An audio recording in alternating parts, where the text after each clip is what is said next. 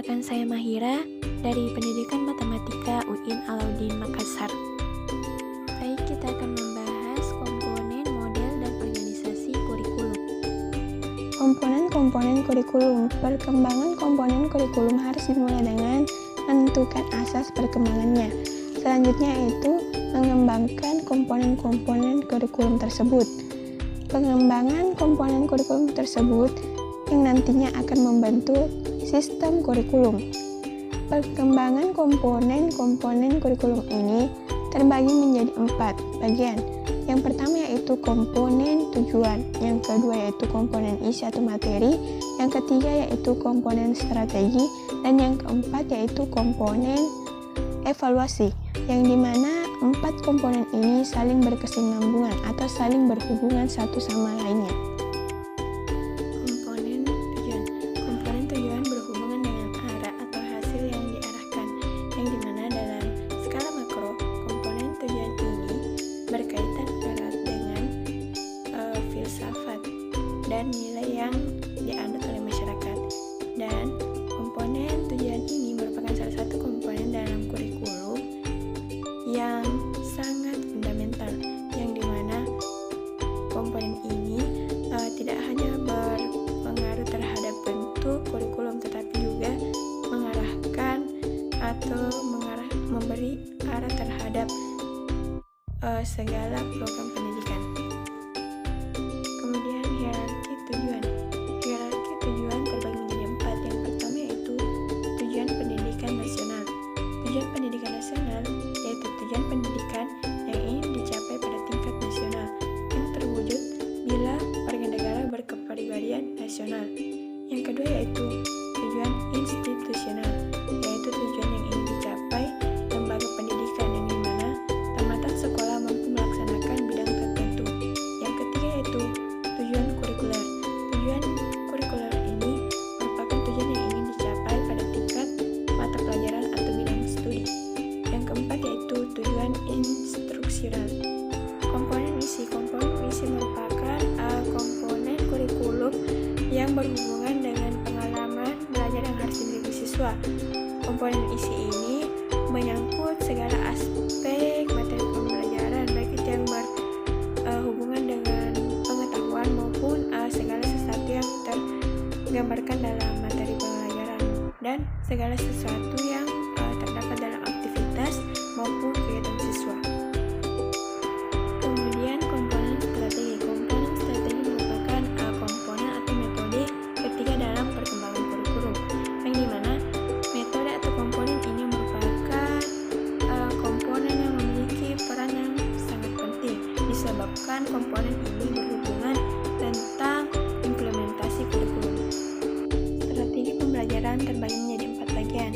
Yang pertama yaitu strategi ekspositori, yang dimana strategi ekspositori ini merupakan strategi pembelajaran yang menekankan pada pemberian materi atau pemberian pemahaman kepada siswa yang dilakukan seorang guru secara lisan.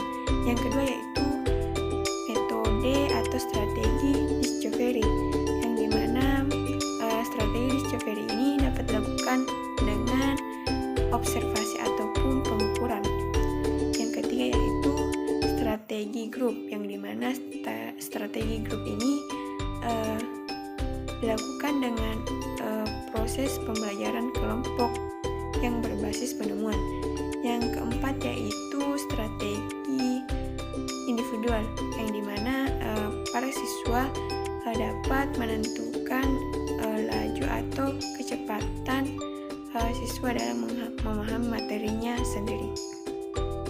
Ya, kemudian komponen evaluasi. Komponen evaluasi merupakan salah satu komponen yang tak dapat dipisahkan oleh kurikulum, yang dimana evaluasi ini dapat menentukan arti atau nilai dari suatu kurikulum dan dapat dijadikan sebagai bahan pertimbangan apakah kurikulum itu dapat dipertahankan atau tidak, dan bagian-bagian apa saja yang perlu disempurnakan.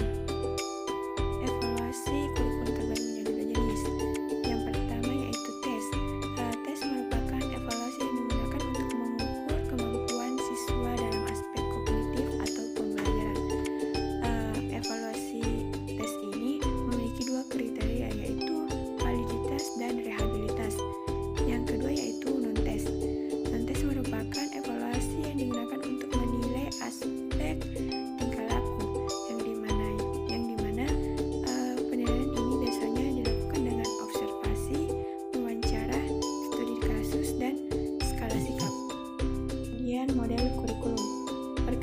kurikulum berkenaan dengan model perkembangan kurikulumnya.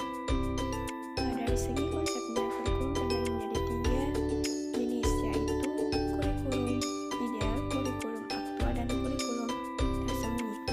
Kurikulum ideal merupakan kurikulum yang berisikan sesuatu yang ideal atau sesuatu yang dicita-citakan dalam kurikulum. Yang kedua yaitu kurikulum aktual. Kurikulum ini dilaksanakan pada proses pembelajaran ataupun proses pengajaran. Yang ketiga yaitu kurikulum tersembunyi. Kurikulum tersembunyi berisi sesuatu yang tak terduga terjadi dalam proses kurikulum, baik itu dari kurikulum ideal menuju ke kurikulum aktual. Berdasarkan dari pelaksanaan dan pengembangannya, kurikulum terbagi menjadi 3 jenis, yaitu national kurikulum, state kurikulum, dan school kurikulum. National kurikulum merupakan kurikulum yang dikembangkan oleh tim pengembang nasional yang dijalankan juga secara nasional. Yang kedua yaitu state kurikulum, yaitu kurikulum yang dibentuk oleh negara bagian. Dan yang ketiga yaitu school kurikulum, yang dimana kurikulum ini dibentuk oleh sekolah itu sendiri, misalnya KTSP. Organisasi kurikulum. Organisasi kurikulum merupakan suatu pola atau bentuk bahan pelajaran yang disusun dan disampaikan kepada murid-murid, yang dimana organisasi kurikulum ini sangat penting dalam proses pembinaan kurikulum. Ada beberapa faktor yang perlu diperhatikan dalam organisasi kurikulum, diantaranya yaitu ruang lingkup, urutan bahan, kontinuitas, keseimbangan, dan integrasi.